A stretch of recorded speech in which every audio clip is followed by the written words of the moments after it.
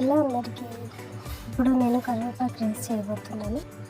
ముందుగా కరివేపాకు తీసుకొని మిక్సీ కొట్టాలి. మిక్సీ కొట్టిన తర్వాత మిర్చి కట్ చేసుకోవాలి.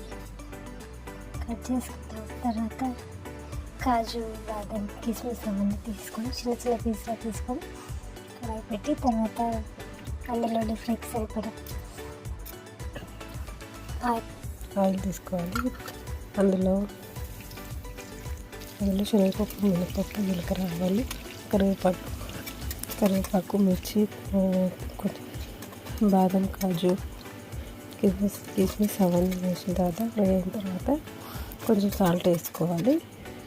కాసేపు తర్వాత ఇది కరివేపాకు మిక్సీ పెట్టింది కదా అది వేసుకోవాలి.